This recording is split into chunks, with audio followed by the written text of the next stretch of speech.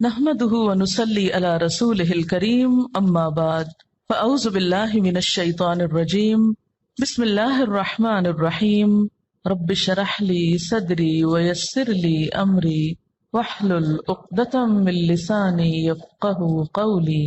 اللہ کی رحمت سے مایوس نہ ہو جاؤ، یقیناً اللہ سارے گناہ معاف کر دیتا ہے، وہ تو غفور الرحیم ہے۔ پلٹ آؤ اپنے رب کی طرف اور مطیع بن جاؤ اس کے قبل اس کے کہ تم پر عذاب آ جائے اور پھر کہیں سے تمہیں مدد نہ مل سکے، اور پیروی اختیار کر لو اپنے رب کی بھیجی ہوئی کتاب کے بہترین پہلو کی قبل اس کے کہ تم پر اچانک عذاب آ جائے اور تم کو خبر بھی نہ ہو۔ کہیں ایسا نہ ہو کہ بعد میں کوئی شخص کہے افسوس میری اس تقصیر پر جو میں اللہ کی جناب میں کرتا رہا، بلکہ میں تو الٹا مذاق اڑانے والوں میں شامل تھا۔ یا کہے کاش اللہ نے مجھے ہدایت بخشی ہوتی تو میں بھی متقی لوگوں میں سے ہوتا۔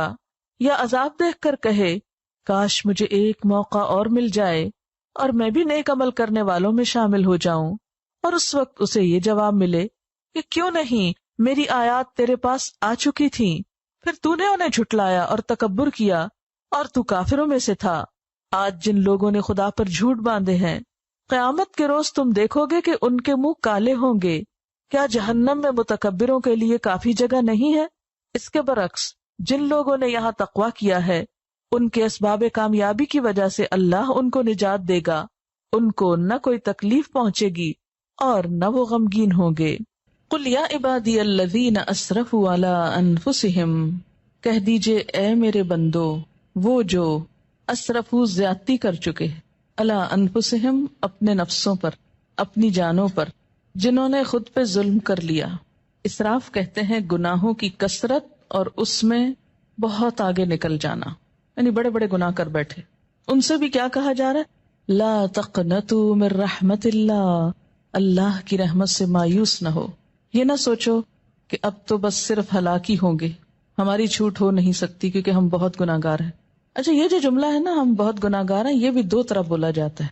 ایک تو حقیقت میں یو مین اٹ کہ ہم بہت گناہ گار ہیں، اور ایک یہ بہت گناہ گار ہیں دکھاوے کے طور پہ، ورنہ خود کو سمجھتے کوئی نہیں ہے گناہ گار، کیونکہ جو خود کو گناہ گار سمجھے وہ تو نظر ہی نہیں اٹھا سکتا، وہ تو حجت بازی کر ہی نہیں سکتا۔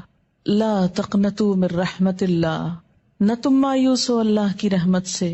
ان اللہ یغفر الذنوب جمیعا، بے شک اللہ معاف کر دے گا گناہوں کو سارے کے سارے۔ اس آیت میں یہ ہے نا کہ اللہ معاف کر نہیں سکتا، فرمایا نہیں کر سکتا ہے، کر دے گا، کرے گا۔ کیوں؟ انہ هو الغفور الرحیم، کیونکہ وہ غفور الرحیم ہے۔